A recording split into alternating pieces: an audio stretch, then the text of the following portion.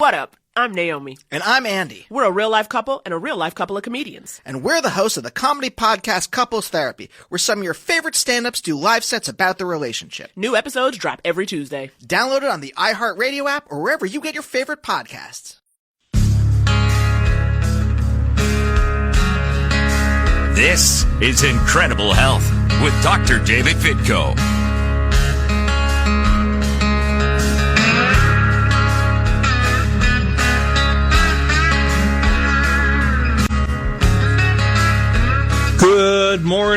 Good morning, my dear friends. It feels good to be back with you this week after my absence last week. I hope you feel the same way. I apologize for not making it last week. It's been up and down, and last week was one of those. It was one of those weeks that I wasn't up to it, folks, and I wasn't going to bore you with coming in here and sounding really sick. I don't even have the strength in my voice today, I know, but I'm going to try to muster it up and get through this because I got a lot of important stuff I want to share with you.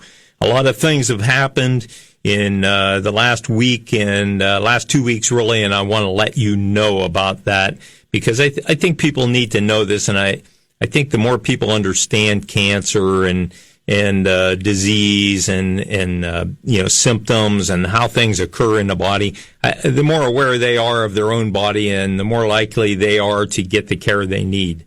So my name is Dr. David Vitko. You're listening to Enjoy Incredible Health, and I'm a chiropractic physician with over 30 years experience helping everyone I meet become and stay healthy.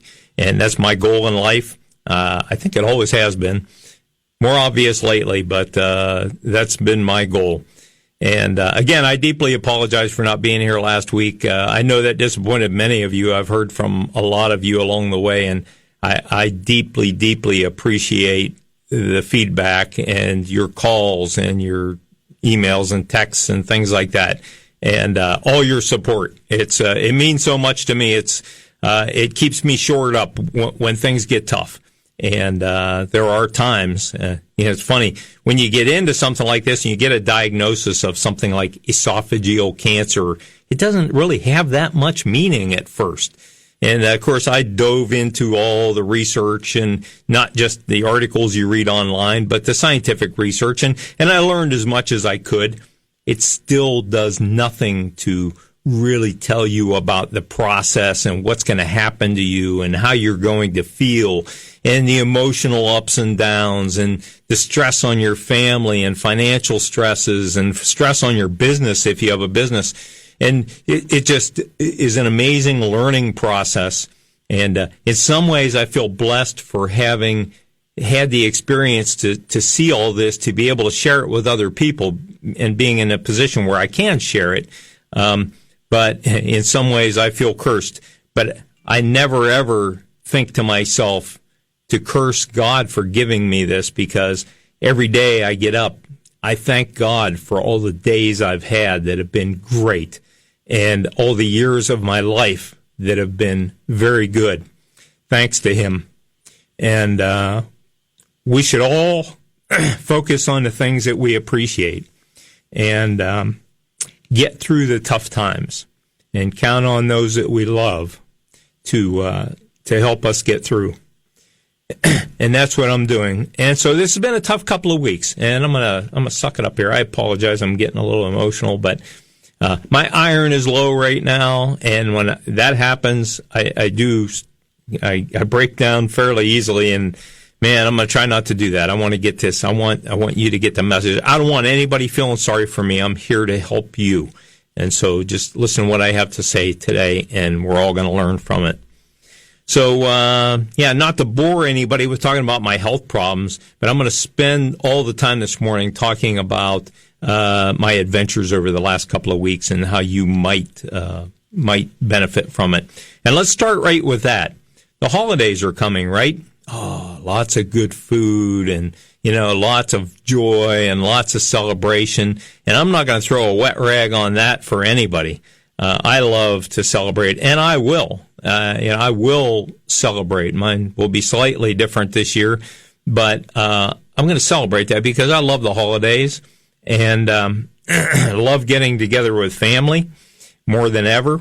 And but this year I'm thinking about the holidays. I'm thinking, I can kind of equate what I'm going through with the whole Scrooge thing. You know how that went. Now, I never considered myself a Scrooge. I always thought I was pretty generous. But I'll be like the ghosts of Christmas past, present, and future all rolled into one.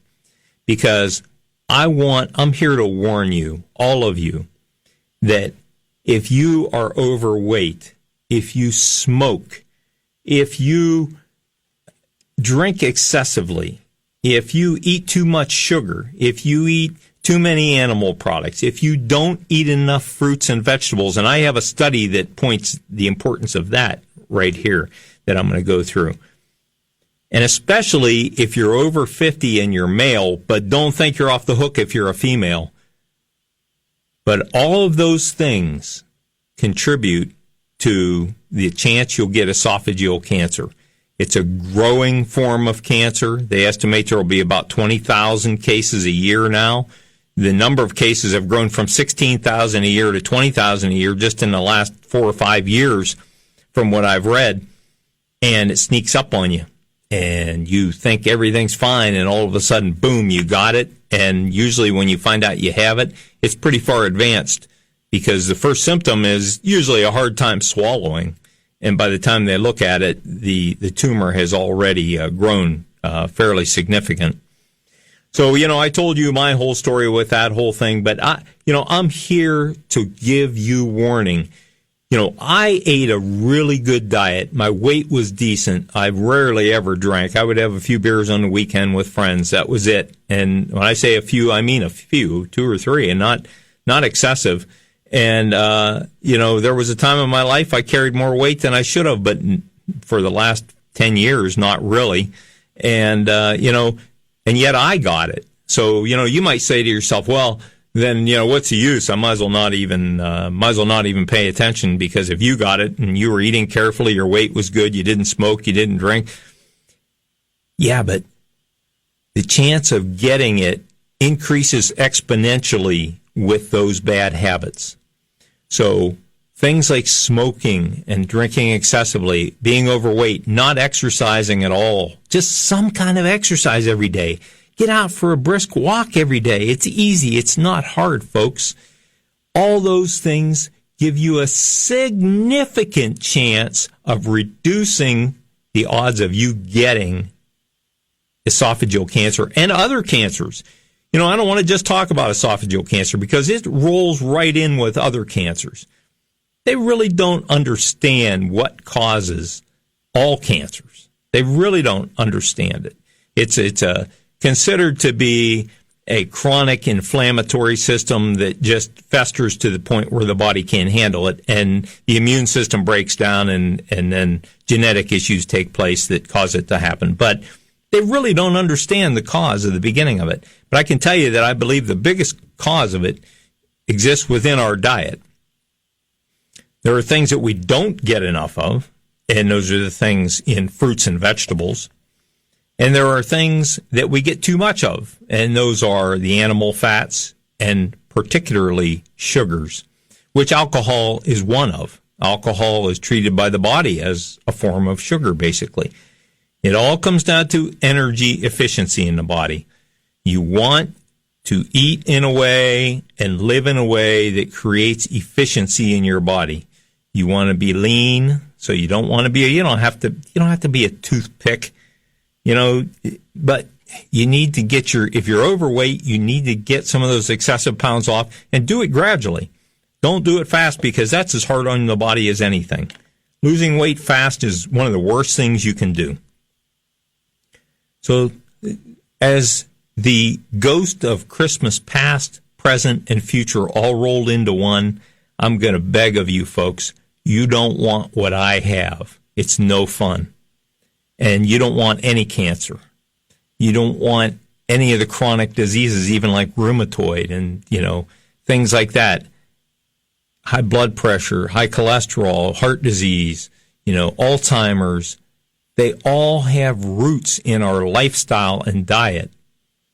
And whether those are the full cause of it or not, you can significantly reduce your chances of getting those things, particularly cancer, by eating a better diet and exercising. So one of the things I ran across here before I get into my last 2 weeks of misery that I wanted to talk about, and I'll try not to make it too miserable for you, but it's been an adventure, I'll tell you, and it's kind of tough on me. Even I think I always thought of myself as a pretty tough guy. You know, I grew up watching John Wayne and Audie Murphy in the westerns on TV, and most of you folks my age or older out there know who those are, and you younger folks, you should look that up because they were pretty impressive actors. But anyway, I always thought of myself as pretty tough, but I've been brought to tears numerous times over the last couple of weeks by pain and anguish and things like that, and so I'll go into that. But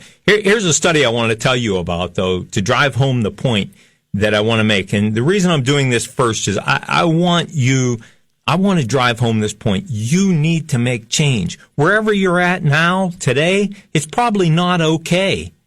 It's probably not enough.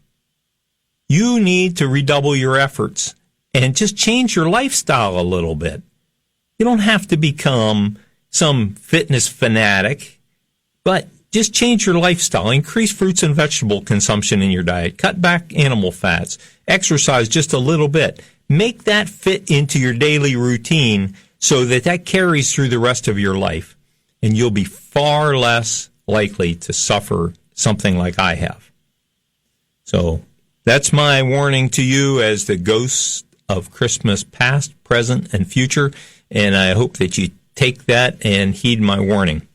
So here's a study that backs up what I'm saying, and this was published actually in the European Journal of Nutrition, which I think often is far ahead of the American journals and some of the American investigations, because the American scientific community seems more bent on finding drugs to change our health to make money off of than they are in finding the real roots of health that we all have within our grasp. And if I can remember to talk to you about this, I can drive that point home with when we talk about pain medications, which I've also had some experience with over these last couple of weeks. You know, did you know? And I knew this. I was reading this last week that the oxycodones and the OxyContin and things like that are not great painkillers. And I've found this in the past. I've had kidney stones enough to know that the oxys are not good painkillers, not alone anyway. And did you know that a combination actually of ibuprofen and acetaminophen actually is rated a better painkiller than OxyContin? Now, we all have access to that. Now, don't run off and start taking that in combination without talking to your doctor. But there's a case in point. We get something like Oxy. One family in this country made billions and billions of dollars off of the deaths of tens of thousands, if not hundreds of thousands of people who overdosed on the opioids when that shouldn't have happened, because there was such a push on the oxy drugs. And yet there are better painkillers that are available over the counter. And, what are we doing in this country? Where's healthcare going in this country when it comes to that? Do they really care about us? Or is the dollar the bottom line on the whole thing? And that really bothers me, especially from my perspective right now. But so this study in the European Journal of Nutrition brings, I want to read a couple of things from it because it's a little easier for me to do that. But so the purpose of the study was that low fruit, they say right here, low fruit and vegetable consumption is linked with an increased risk of death from vascular disease and cancer. So that's heart disease, strokes, heart attack, strokes, all kinds of different clots and things like that, and cancer. And let's throw diabetes in there because diabetes is a big part of that whole picture. And then further down in the abstract, they say the method was they took a bunch of people and they had them eat a lot more fruits and vegetables, basically, it wasn't a lot. It was basically just slightly less than a pound a day of fruits and vegetables, which it sounds like a lot, but it's really not. I mean, you could eat 4 apples, it would equal a pound, or 3 apples or 3 pieces of fruit, but, hopefully you got some vegetables in there, but a pound a day is not that much. And they did this for 12 weeks, and they found that the markers of vitamin C, carotenoids, and B vitamins, all these things increased in the body. How about this? Vitamin C increased by 35% in these patients' blood. Do you remember when I talked about the importance of vitamin C? Humans are one of only a few species on Earth that cannot produce our own vitamin C. And so I'm not putting a plug in for one of these commercials that's selling you vitamin C, because in my mind, it's not the same as what you get from fresh, raw fruits and vegetables. And I'm making a point lately of getting mine juiced, raw, and not cooked. Because in looking back, I think that I spent too much time eating most of my vegetables cooked. And so I'm trying to make sure every day that I get some raw stuff that has that intact natural vitamin C, along with all the cofactors that go with it, in that fruit or vegetable. And so I get a much more potent vitamin C. And here, just by increasing your fruit and vegetable consumption every day, you can increase your vitamin C in your blood content by 35%. That's an incredible number. Folate, also very important, especially for nerve function and brain development. Folate levels increased by 15%. And other certain carotenoids, things like beta-carotene, alpha-carotene, beta-carotene, increased by 50 to 70%. Lutein increased by 70%. This is just by increasing your fruit and vegetable consumption. And I can promise you, folks, that if you take the best vitamin that you can find on the store shelf, it's not going to do that. You have to get it from the source. And, in all my studies and in all the work I'm doing in deciding, how to treat my cancer for my best chance for survival, and to come back and rebuild my body stronger than it was before, I've come to that conclusion that that's one thing I was missing, is not going to that root.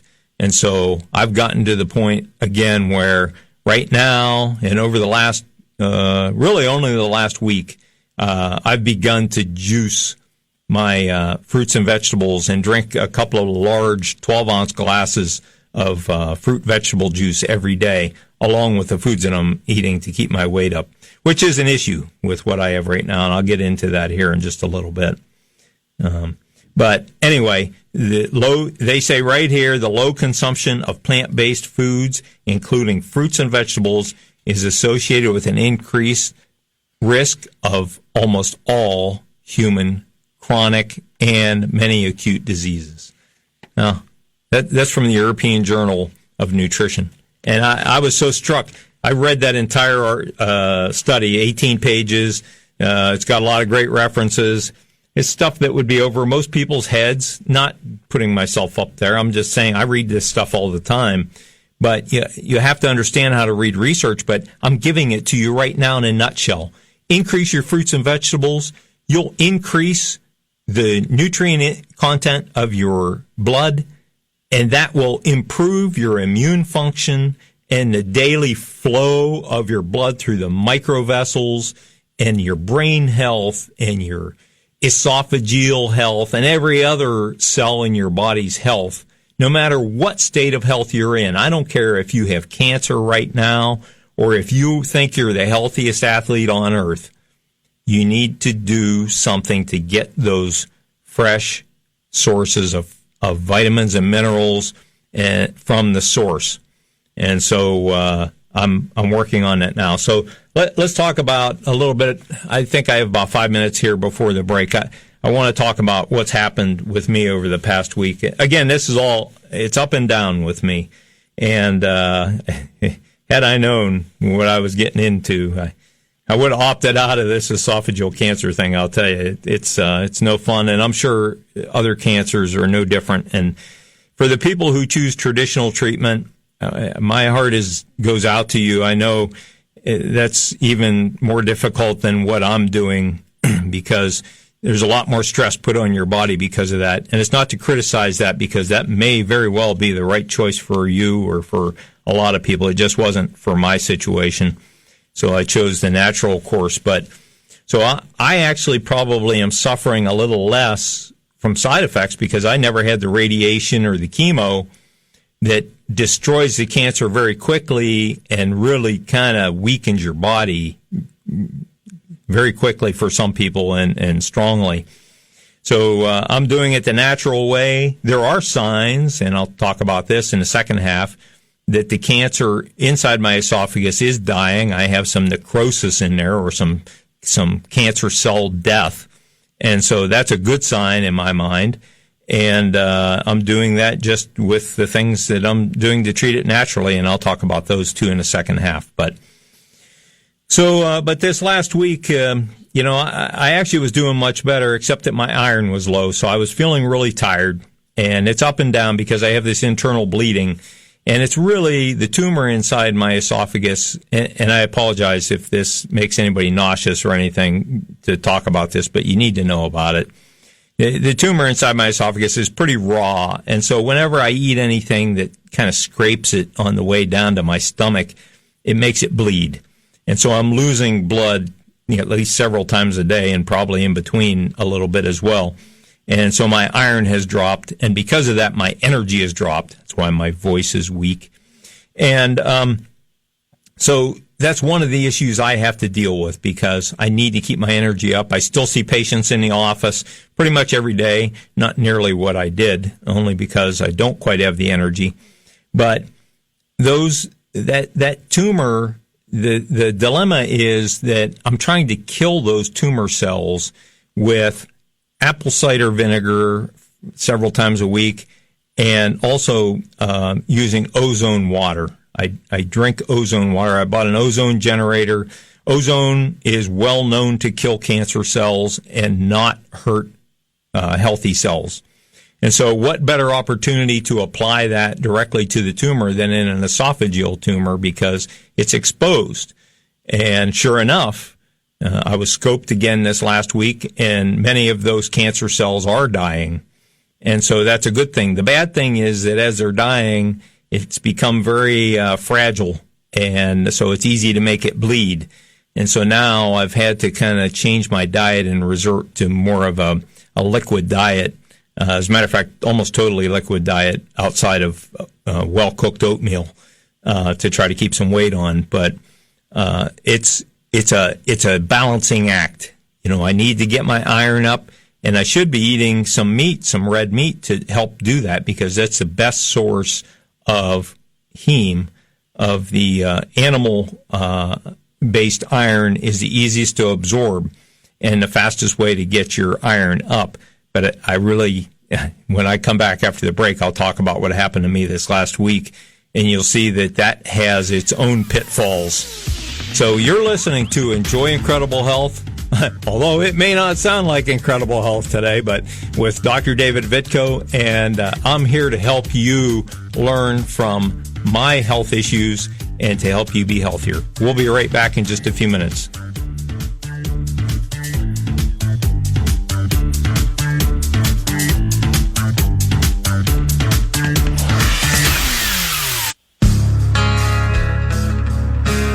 Welcome back to Incredible Health with Dr. David Vitko.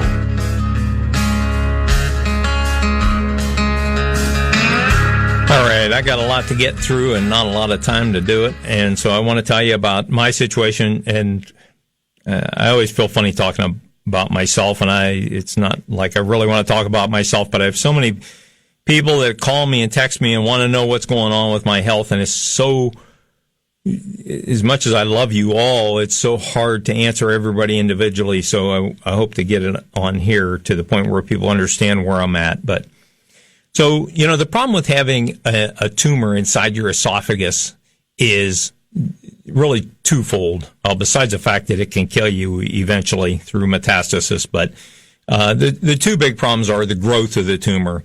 So the growth of it gradually closes down the space and decreases the ability to swallow and can get to where you can't even swallow liquids.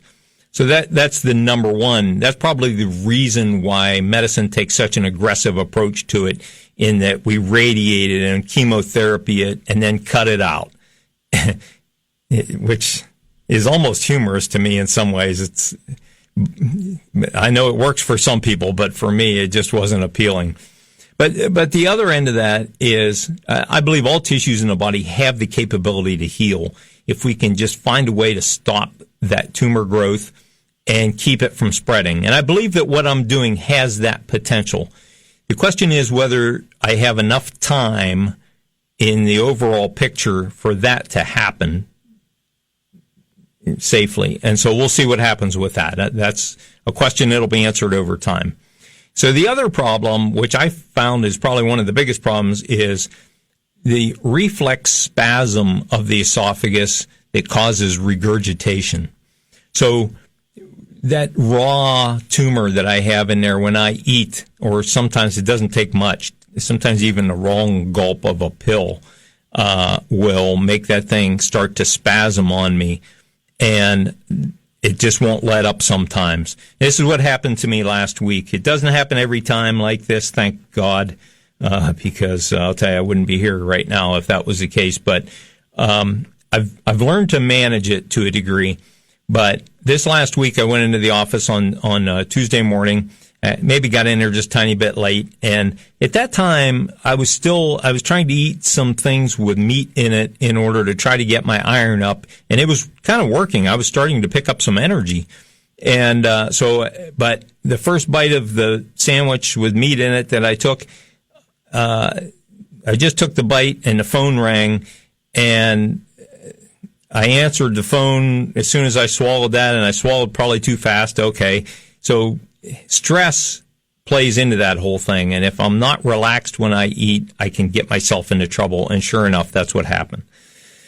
So that began a long, painful spasm in my esophagus that caused regurgitation that, even though I managed to get through several patients that morning, that never let up for 5 hours or 5.5 hours. And so we got through the few patients, and Denise ran some errands at lunchtime, and I stayed at the office, and I paced and I walked and I tried to lay down and I tried to calm myself, and nothing I could do would relax that. And I'll tell you that the anxiety level began to build, and I'm not an anxious type person. I'm the type of person that usually is a rock. And the anxiety began to build in me, and over about an hour or so, it built to the point where I was near a panic attack. And so, Denise had gone home, and I called her, and I said, I think I have to go to the hospital. And so somehow, I managed to gut through it. It was devastating. It was very difficult. And the pain was not it wasn't like a severe type pain, but it was the anxiety and the near panic had me on the edge, and that just magnified the pain. So Nisi came, picked me up. We went to Mercy Health in Boardman.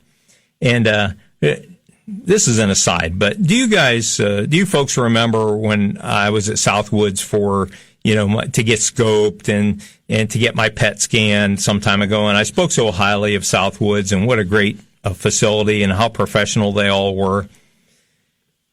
They were. And let me tell you something. We have another facility in our area that is, I think, exceptional. We went through the ER, the emergency room at Mercy Health in Boardman, and whatever your experience may have been with them or any other hospital, I'm not here to argue that or criticize it. I'm just going to tell you about my experience. I'm a professional, and when I went in there, I have certain expectations and things, and they just went above and beyond professionalism. The people at Mercy Health, from the front desk admittance to the triage to the They didn't even have a room for me in the emergency room. So they put me on a cart in the hall in there, which is fine with me. I just was hoping to get something to relax me, psychologically, so I'd be okay. Because I'm telling you, folks, when I went in there, I was actually sobbing. That's how devastating this is. It's very powerful. And anyway, so they got me on a cart in the hall in there, and I actually felt bad I was taking up space in there because I knew there were a lot of people with a lot bigger problems than me in there. But Dr. Spiritos was a physician, and he checked me out quickly and got me something to settle my nerves down, basically, and to get this spasm under control. And thank God, within about 10 minutes, it let up enough to where I didn't feel like I was like standing on a cliff ready to fall off. And but the staff, the nurses, and all these, they're all, to me now at 60 years old, they all look like little kids. But these are people in their 30s, and some of them in their 40s, and they're all young, and they're very bright and very well trained and very professional, and the place is spotless. And I have nothing but good things to say about Mercy Health and the hospital, at least. And I had fond memories of the old St. E's up on Belmont. That's where I met my wife when she was a nurse, and so I had my qualms when I heard that they were selling out to Mercy, but I'm telling you, it is a well-run hospital, and I assume that it is a well-run organization because of that. The care I got was exceptional. The caveat I'll have is somebody has to figure out a way to invent a better hospital bed, because I stayed overnight, and that bed was the worst bed I ever slept in, I swear. And if you've been in a hospital, you know what I mean. There's like no way to get comfortable in it. But anyway, so even though it was a bad experience for me having to go there, it was a good experience. And thank you to all the professionals there, and Dr. Steve Yvonne, who scoped me on an emergency basis there, and got the little chunk of food out that was causing me all the constant spasm. Dr. Yvonne and his staff, the residents there, tremendous people. So I'm not going to lay it on any thicker than that, but they just, Mercy Health, don't ever be afraid to go there. They're good people. They'll do the best they can for you. Now, sometimes we get ourselves to the point where there's not much can be done, folks. So you can't blame healthcare professionals for that. Many times, especially in the emergency room, they're seeing people that are at death's door, or people with, as I like to say, one foot in the grave and one on a banana peel, through the way you lived or through the way you ate, or, your overall health over the years has slipped to that point. You can't blame them if you don't feel comfortable, or you don't do well, or they can't help you, but they are phenomenal professionals, and it is a great organization. So that's my opinion. So I want to at least get back to this cancer thing a little bit. So I got scoped. They found a little piece of food that was stuck, a food bolus that was stuck in the esophagus down toward the bottom, and they cleared it. And they took pictures of my esophagus again, which I was able to compare to the old pictures, and Dr. Yvonne did as well, because he did the original scope. And the appearance of the cancer really hasn't changed that much, although, in my opinion, and possibly his too, it does look a little more like irritated and fragile. And I think that's because of what I'm doing to kill the cancer cells. Mainly, as I said, I do ozone water, and I occasionally still do the apple cider vinegar, although I find it's very harsh because it's raw inside.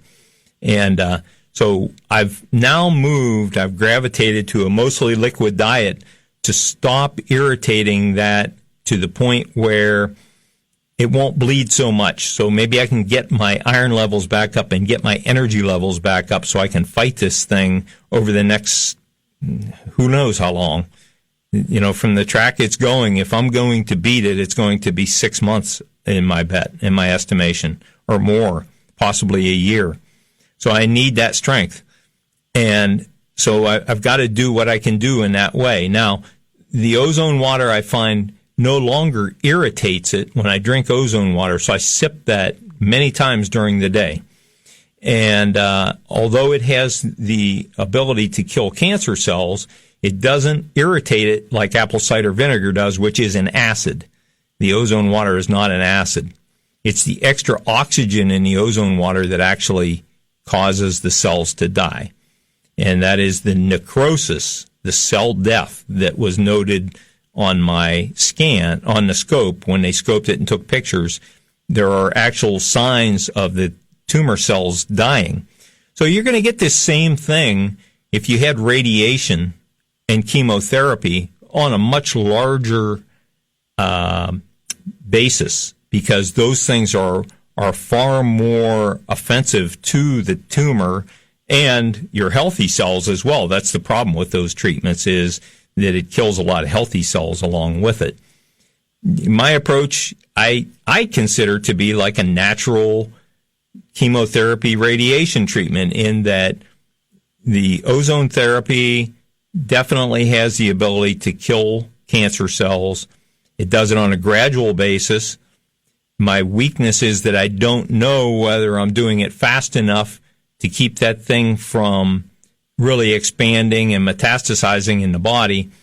But I'm also taking these off-purpose medications that, like metformin and Lipitor and mebendazole and doxycycline, that have been demonstrated to slow and stop metastasis. And so far, I don't have, like, any other issues in my body. I was speaking with Dr. Yvonne about this on the phone just the other day, about doing another PET scan somewhere down the road and see if there's been any metastasis. And I want to wait a little while. I want to wait until this thing starts to feel a little bit better yet, so that I feel like I'm getting on top of the problem before I go to that expense, because it's not a cheap thing to get a PET scan. And the scientist in me wants to know. I wish I could do a PET scan every couple of weeks and follow the progress of it, and do a CAT scan, and but of course there's significant radiation involved there too. But it's a mixed bag. The thing is, if I could keep myself out of these crises to where I have to go to the hospital, then I think I can endure and get through this. Or, in my mind, it's either healing or I'm dying, one of the two. And I think I'm healing. So I've got myself convinced that I'm healing.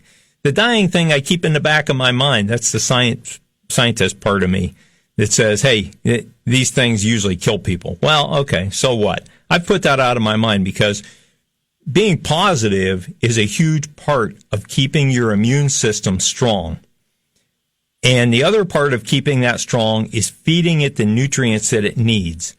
And now I go back to that study from the European Journal of Nutrition, where we need significant amounts of naturally occurring vitamins and minerals from the source that the body can use, your blood can use, to bolster the immune system to have the best chance to fight and to knock down the tumor, and also to prevent metastasis.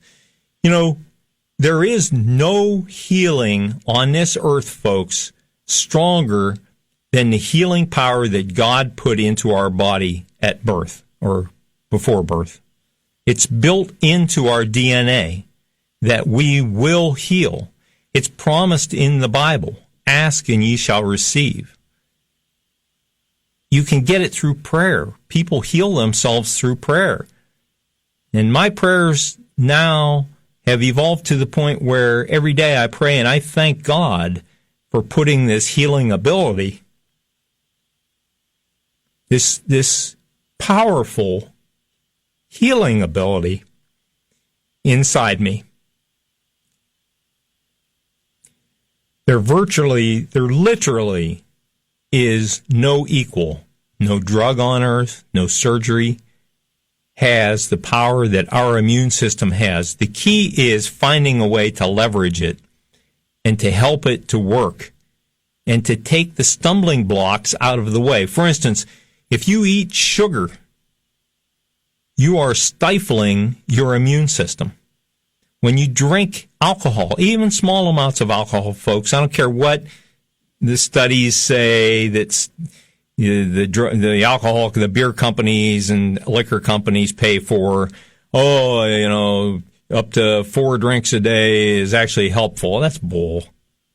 We all know that's bull. Yeah, we all enjoy a drink once in a while.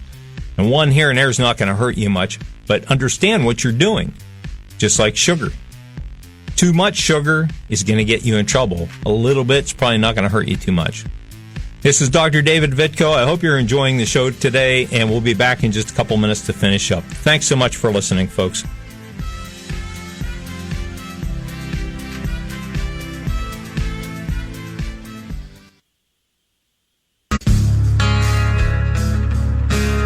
Welcome back to Incredible Health with Dr. David Vitko. All right, we just have a few minutes here, and as usual, the show flies by. And, I'm happy that I made it through the show today, folks, and I hope you got something out of it. I learn something new every day. It's just so hard to put all my thoughts together cohesively and to give you a message that will pay off for you. But, I